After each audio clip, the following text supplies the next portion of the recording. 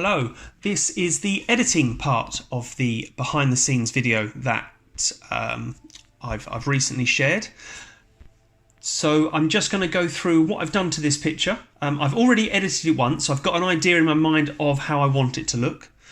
But I've now need to remember all of that. I've not done too much to the actual shot apart from cleaning it up and things like that. So we'll go through it now.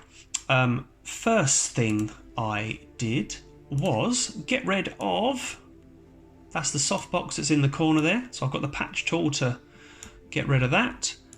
This little light leak over this side from that flash unit there, little light leak there as well. Moving down here, let's get rid of this light stand.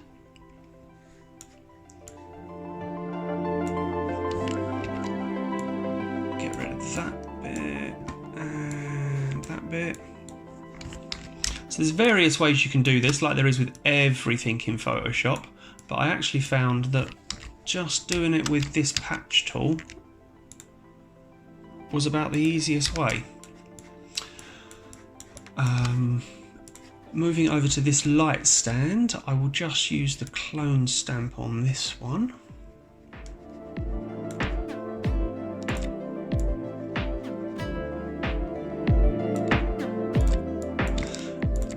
I might end up doing this slightly quicker and less perfect than the version that I have already saved, and the version that is in the behind the scenes video, the before and after that I've added to that. But I will run through the whole process with you. Right, I need to crop that in a little bit as well. I'm cropping it 7x5. Ooh. And the crop probably won't be exactly as I'd had it previously. Right. That's not quite right. Where do I? About there, I reckon. Yeah, that feels good. Okay, what did I do next? Yeah, I didn't like the floor, so I created another layer.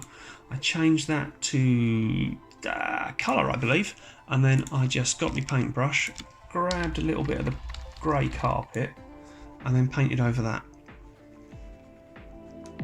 That was nice and simple. Just turn that carpet grey. So that's cool, flatten those layers down. What did we do?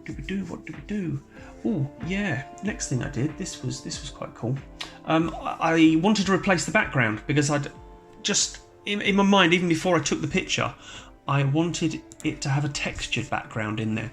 So I've got my magic wand, tolerance set to 10, and I'm just going to select all of the wall.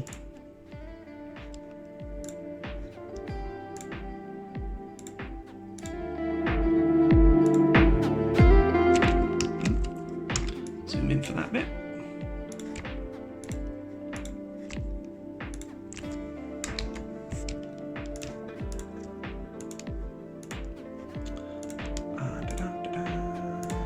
Now, this is a technique I do quite a lot with my headshot work if clients would like a textured background added.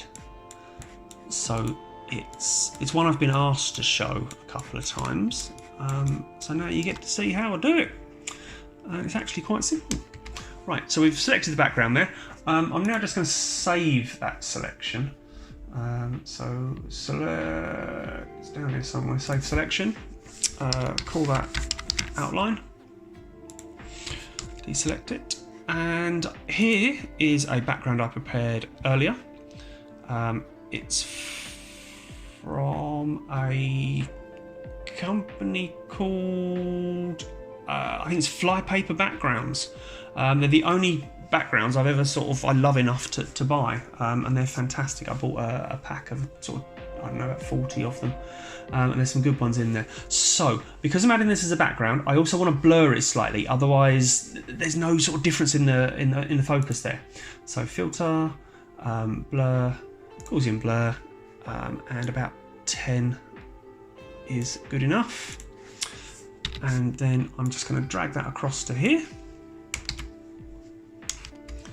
And I'm going to turn it round.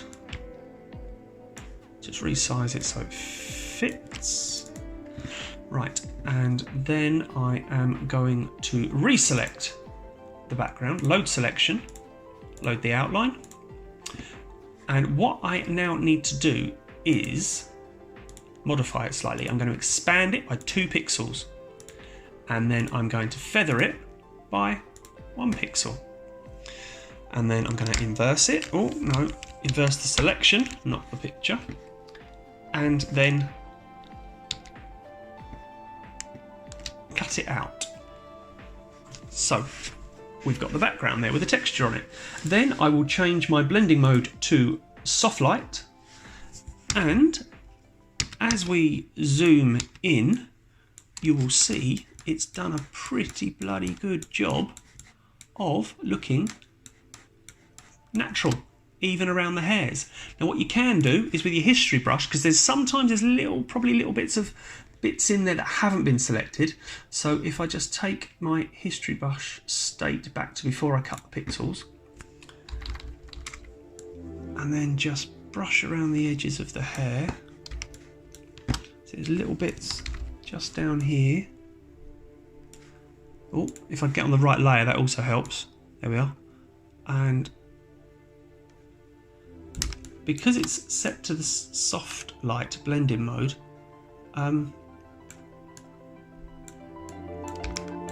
it's still picking up all these fine hairs around the edge.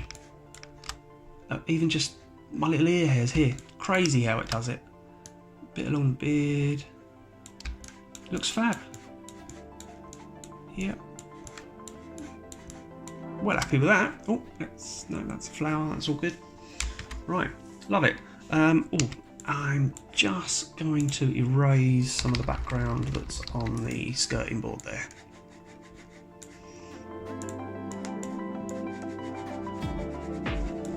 And slightly harder brush. Just along the top there. Right, cool. And yep, that looks pretty good to me. I will just no, I like that. That's all good. Right, okay. I'm gonna flatten that. What else to do? The other thing I did, first of all, just make it a touch lighter with my levels, and and just lift the mid-tones on the curve up slightly. Right. Now, I want to just put a bit of vignette around the image just to draw your attention in and darken down the bottom of the photo here. So I've got this marquee tool feathered at 200 pixels, and I'm just sort of drawing old school oval vignette, inverting that, and then pulling down the curves. However, I think that just creates a bit too much of an obvious circle, so let's get rid of that up there, and then we can actually just paint some of it back in or erase some of it back in. So I'm going to lower the opacity of this brush, feather it again, make it nice and big, bigger than that, not quite that big, that'll do, and then just kind of just darken in from the edges here, just pull that in there.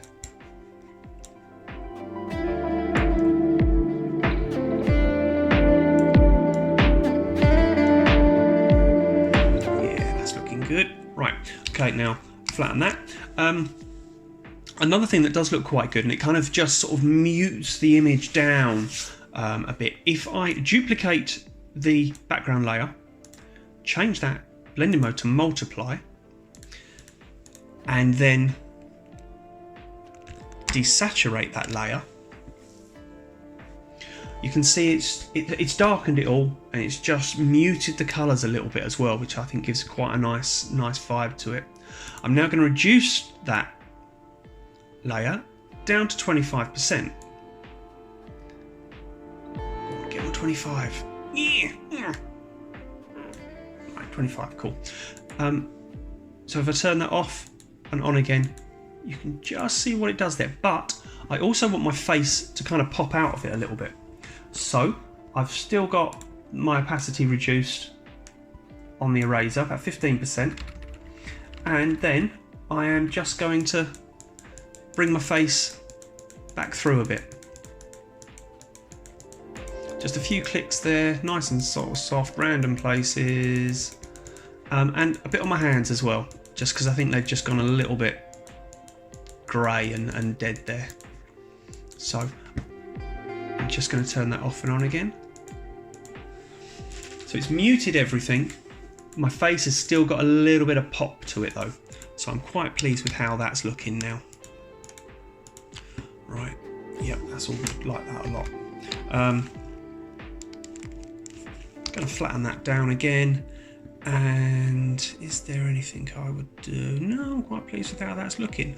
Right, I think the only other things that I've done to this picture, these are annoying up here, so I am just going to clone out that crease in my collar there. And this crease down here, I'm going to patch tool it out. Cool. Looks good. Let's do that slightly better. Now, when I'm working on clients' work, I usually use frequency separation and I do a full facial retouch. However, I think for this picture, because it's quite a moody vibe, I quite like sort of some of the lines and wrinkles that I've got on my face there. These bags, I'm going to get rid of those just slightly. And again, there's various different ways to do this. I could use frequency separation. I could just use the clone brush. One way that I'm going to do it is by using a curves adjustment layer. So I'm going to make that nice and light and then fill it in and then get my eraser again. Take that down to about 4%. And what I'm going to do with this one, just nice and small, nice and feathered. Let's zoom in. Oh, that's 100%. Let's go in slightly more than that. And doesn't have to be exact with this because it's only 4%. I'm just going to erase some of that adjustment layer away. And you'll see what happens in a moment, because watching me do this, you're probably thinking, nothing's happening, Martin.